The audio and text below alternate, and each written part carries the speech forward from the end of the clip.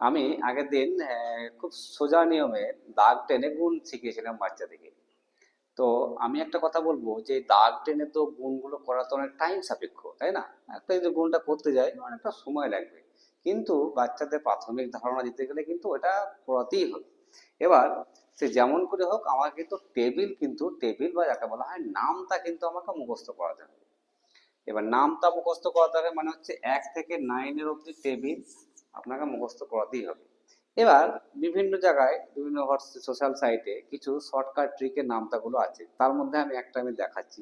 যেমন 9-এর টেবিল, 9-এর ঘরে যে নামতা শর্টকাটে কিভাবে লেখা যায়। কি বলছি, কি করতে হবে?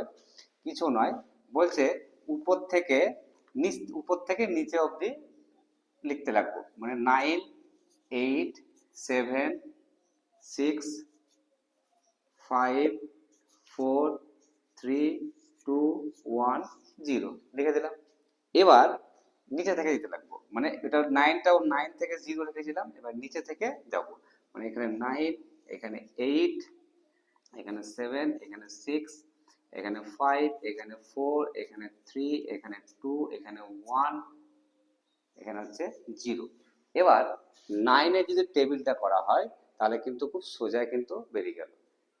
9 1 কত, 9, 9 কে 9, 9 2 9 3 কিন্তু সোজাভাবে কিন্তু বেরিয়ে গেল, তাই না? একইভাবে 13-র একটা টেবিল আছে, সেটাও কিন্তু ঠিকভাবে করা যায়। কিন্তু এবার আমার একটা উদ্দেশ্য একটা বলার আছে, এই যে ছোটখাটো একটা 9-এর ঘরের টেবিলের জন্য আমাকে একটা জিনিস আমাকে মনে রাখতে হচ্ছে, যে প্রথমে আমি যে 0 থেকে 9 অবধি লিখবো, এ অবধি হতে পারে, উপর থেকে নিচে বরাবর 0 থেকে লিখবো, আবার 0 থেকে লেখা শুরু করব। এই জিনিসটা আমাকে মনে রাখতে হচ্ছে। যখন 9-এর ক্ষেত্রে হচ্ছে, বাকিগুলোর ক্ষেত্রে হচ্ছে না, তাহলে আমার এরকম ট্রিক মনে রেখে লাভ কি হবে ছোট বাচ্চাদের ক্ষেত্রে, তাই না? ওদের তো কোনো লাভ হবে না। তো ওরা তো একটা ক্ষেত্রে করবে, বাকিগুলো পারবে না। তাহলে আমাকে যে কোনো উপায়ে কিন্তু 1 থেকে 9-এর ঘর টেবিল কিন্তু মনে রাখতেই হবে। বাকিগুলো কি করে করবো? 1 থেকে 9 বা 1 থেকে 10 তো সব থেকে সোজা। 10-এর ঘরের নামটা হচ্ছে সব থেকে সোজা, যার সঙ্গে গুণ করবো 10টা জাস্ট পাশে বসে যাবে। যেমন উদাহরণস্বরূপ 11-র সঙ্গে যদি 10 গুণ করি আমি, তো কত হবে? এই 10টা এর পাশে বসে যাবে, মানে কত হয়ে যাবে? 110 হয়ে যাবে। যে কোনো সংখ্যার সঙ্গে 13 যদি গুণ করি 10, তাহলে কত হয়ে যাবে? ঠিক পাশে বসে যাবে। তাহলে 1 থেকে 10-এর ঘরে নামতাগুলো আমার করতে হবে, তার বাকিগুলো কি করতে হবে না? অবশ্যই করতে হবে। কিন্তু আমি কোনোদিন কিন্তু সেই নিয়মে কিন্তু মুখস্থ করিনি। আমি কি করতাম বলে দিই। তো প্রথম হচ্ছে 2 থেকে 10 পর্যন্ত কিন্তু আমার নামটা কিন্তু আমাকে মুখস্থ রাখতে হবে বা করতেই হবে প্রত্যেকটা বাচ্চাকে। কেন? গুণটা না করলে পরবর্তী যে পদক্ষেপটা আছে বা আমাদের যে 4টে জিনিস আমরা বলেছিলাম যে অপারেশন, তার মধ্যে আমরা যোগ বিয়োগ গুণটা মোটামুটি চলছে। এই গুণের যে নামটা যেগুলো বলছি, না হলে কিন্তু ভাগটা যেটা আছে সেটা কিন্তু কোনো মতে সম্ভব হবে না, সেটা কিন্তু লাগবেই। হ্যাঁ, ওরও শর্টকাট পদ্ধতি আছে বা বাচ্চাদেরকে শেখানো আছে। এবার কেউ যদি বলে যে আমি 12-র ঘরের নামটা আমি মুখস্থ করব না, তাহলে কিন্তু 12-র ঘরেও যে কোনো সংখ্যার সঙ্গে গুণ করলে কত হবে তাড়াতাড়ি কিন্তু বার করে দিতে পারবে। কি করে বার করবে? আমি যদি বলি 7, 7 12 কত? তো 12-কে ভাঙতে হবে 10 + 2, তার সঙ্গে 7 গুণ করবো, তো 7-এর সঙ্গে 10 গুণ করে হবে 7×270, 7 2 কত? নিচে বসিয়ে দেবো 14, যোগ করে দেবো 4, 7 12 কত হয়ে গেল? 84। আমার কিন্তু এক্সট্রা কিছু মনে করতে হচ্ছে না, মানে 12-কে 12, 12 2 24, 12 3 36, 12 4 48, এভাবে কিন্তু আমাকে মুখস্থ করতে হচ্ছে না। জাস্ট কি করতে হবে? 10 যুক্ত ভেঙে নিলে কিন্তু হয়ে যাবে। যেমন আরেকটা বলে দিই, যেমন হচ্ছে 13-র সঙ্গে আমি 13-র সঙ্গে কত গুণ করবো? 7 গুণ করবো। কি হবে? এটাকে ভাঙবো, 10 + 3 করে নেবো, তার সঙ্গে 7 গুণ, তো 7-এর সঙ্গে 10 হয়ে 70 হয়ে গেল। আর 7-এর সঙ্গে 3 গুণ করবো, 3 7 কত হবে? 21 হবে, যোগ করে দেবো, 7 কত হয়ে গেল? 91। যারা ভাবে যে নামটা খুব কঠিন লাগে তাদেরকে বলবো এইরকমটা যদি অবলম্বন করে সমস্ত নামতাগুলো কিন্তু খুব সোজা হয়ে যাবে। আর একটা জিনিস বলে দিই আমি। তো এইগুলো হচ্ছে যেমন কেউ যদি বলে স্যার 19 একটা করে দেখায়, সোজা তো 19-এর সঙ্গে আমি 9 গুণ করবো, কিছু নয়, 19-কে ভেঙে দেবো, কত হবে 10 যুক্ত 9, তার সঙ্গে কত গুণ করবো 9, 9 10-এ কত 90, 9 9 কত 81, 1 8 8 9 17, কত হয়ে গেল 171।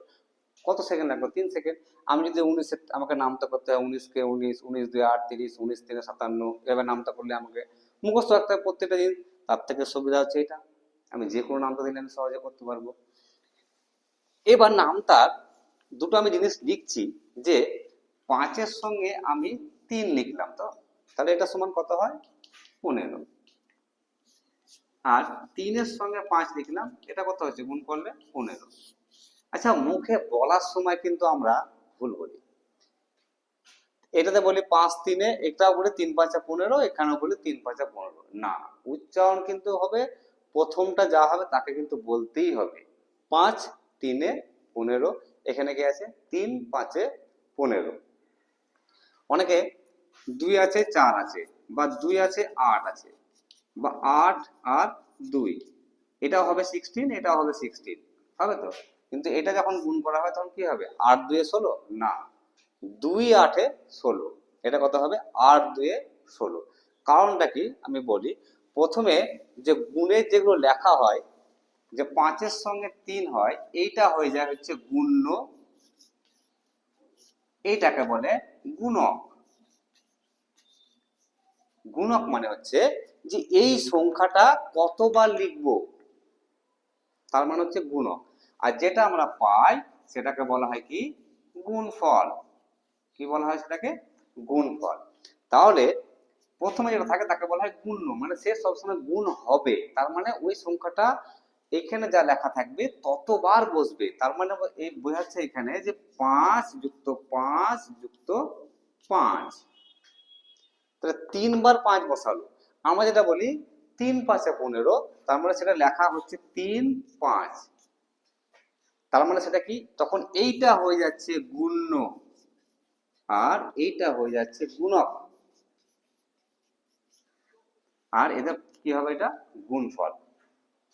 তাহলে আমরা যেগুলো বলছি, তাহলে বলার সময় যখন 3-এর টেবিল যখন আমরা করব, তখন 3 1-কে 3 হবে, 3 2-এ কত হবে 6, 3 3-এ 9, 3 4-এ কত হবে 12, তাই তো, 3 5-এ 15, তারপর হচ্ছে 3 6 হবে বলবো। এবার যখন সেম দিয়ে যখন আসবো আমরা 6-এর ঘরে, তখন কিন্তু 3 6 বললে হবে না, তখন কিন্তু বলতে হবে 6 3, বা এখানে আসছে 3 4-এ 12, যখন আমি 4-এর টেবিল ঘর বা 4-এর ঘর যখন নামতে আসবো, তখন কিন্তু বলতে হবে 4 3-এ 12, মানে প্রথমে যেটা থাকবে তাকে কিন্তু উচ্চারণ করতেই হবে গুণের, নাহলে কিন্তু এটা ভুল। কিন্তু আমরা যেহেতু শিক্ষকরা একটু ছাত্র দরদি হয়, তো তার জন্য কি হয় এসব ছোটখাটো গুলো কিন্তু করা হয় না, ভুলগুলোকে ইগনোর করা হয়। কিন্তু আমি বলবো না, গণিত জানতে গেলে সঠিকভাবে ভালোভাবেই জানা উচিত, যাতে আমি অঙ্কটা কি জিনিস যেন আমি বুঝতে পারি। তো আমি সবাইকে একটা কথাই বলবো, যে বিভিন্ন সোশ্যাল সাইটে যে নামতা করার যে শর্টকাট ট্রিক আছে, এগুলো কিন্তু অবলম্বন না করাই ভালো। আজকে এই অবধি থাকছে, নেক্সট দিন তখন আমরা ভাগটা শেখাবো।